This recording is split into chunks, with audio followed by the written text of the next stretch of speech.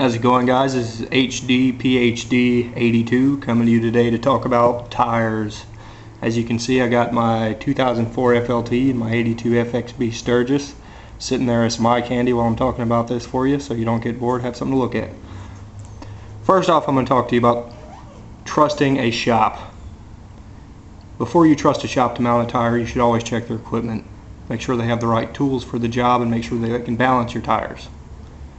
I've seen a lot of people come in my shop personally with improper mounting on their tires that can lead to dangerous handling situations and could kill you.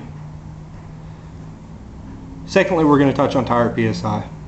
There's a lot of things that can influence dangerous handling situations with tires.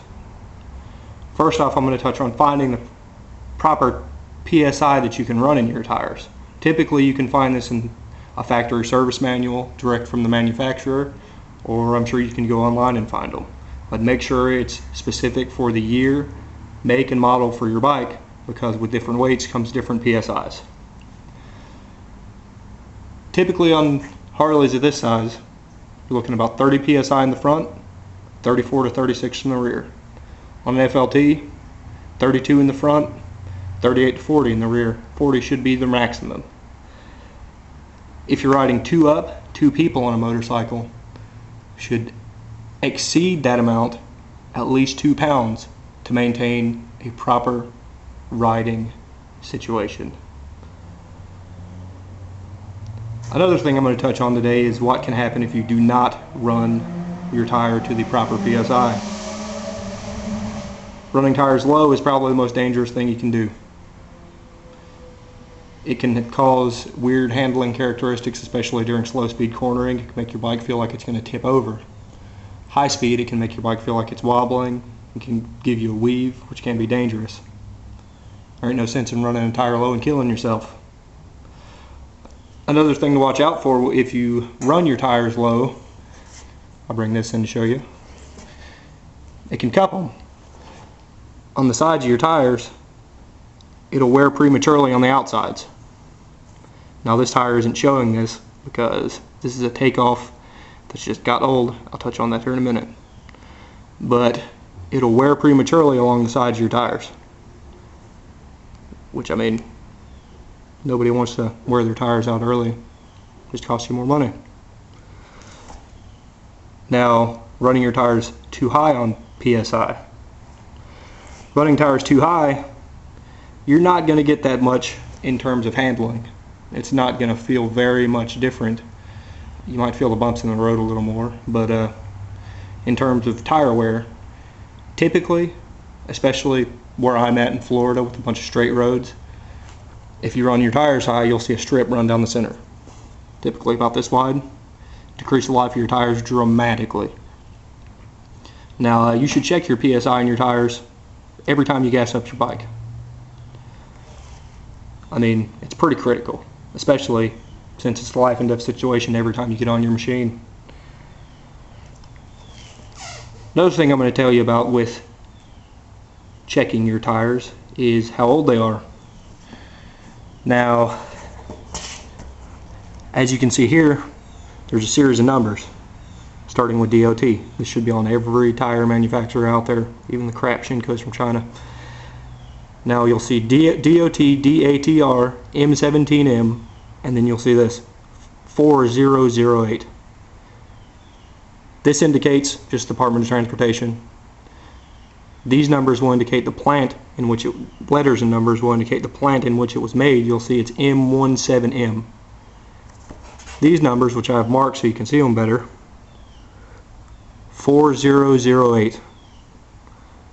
40 indicates the week in which it was made, which is the 40th week. 08 indicates the year in which it was made, which is 2008. So the 40th week of 2008. Now, this tire is right on the verge of it, but anytime you run an old tire, it will wear prematurely and it will be more prone to dry rot crack. And dry rot cracking can be dangerous considering it can blow your tire out. Anytime you buy a tire, especially from a shop, you should check this. Just look for the DOT, the plant number, and the week and year information. Now another thing I'm going to touch on is tread wear indicators, just so you can check your tires on your own. Typically it'll be advised by this, something like that. I'll say TWI under it on some manufacturers. Sometimes it's just an arrow, but there should be a bar inside the tread. I don't know if you can see it, but on this Dunlop, this Harley-Davidson Dunlop, it's right there, it's a bar. Now when you check your tires for tire life, you should check the center of it. It should be about the lowest you should go is about a 1/16 of an inch for safety. If you run any lower than 1/16 of an inch, you won't get enough traction, and stopping can be dangerous. You can slide, you can weave, you can crash, you can hit something. Nobody wants that to happen.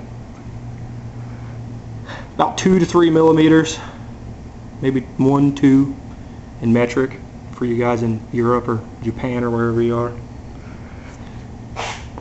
Another thing I'm going to talk about for you today is Armor All. I've seen one man in particular, I'll leave out his name because he was a moron, Armor All his whole tire, including this. It's not a safe thing to do, considering you will not get traction. You will wreck your bike. I've seen it happen to somebody, and I'm just advising you to not Armor All this. The only thing you should Armor All, which you don't even have to, it's not even necessary, is the sidewall. But I would stop 1/4 of an inch to the tread. I mean, tires aren't shiny naturally, unless if you just want the bling bling on your bike. It doesn't even matter anyway. But if you're gonna Armor All your tires, just don't do the tread, because you can kill yourself. Another thing I'm going to touch on is cleaning your tires. If you're going to clean your tires, you should not use harsh solvents.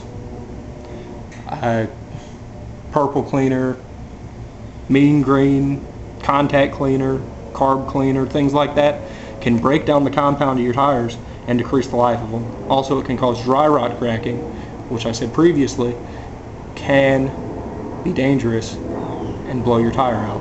Also, wear it prematurely.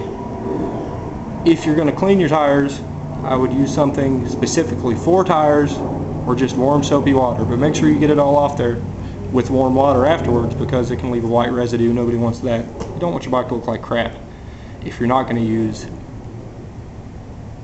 a tire cleanser. Now, those are the bikes that I have right now. That's the 82 FXB. As you can see, I have Pirelli MT66 routes on it. The FLT is running Dunlops, I believe, just regular 204 Harley-Davidson Dunlops. I already touched on the PSI you should run on bikes like that, but I'll zoom it out, let you guys look at them a little more, and that's probably about it. This is HD PhD 82, giving you some information on tires. I'll be back with something else pretty soon, probably a few days, maybe engine oil, transmission oil, primer oil, depending on what I get touched on first. I'll also be doing tool and maybe some gun reviews for you. Y'all have a good one. Remember, keep the rubber side down.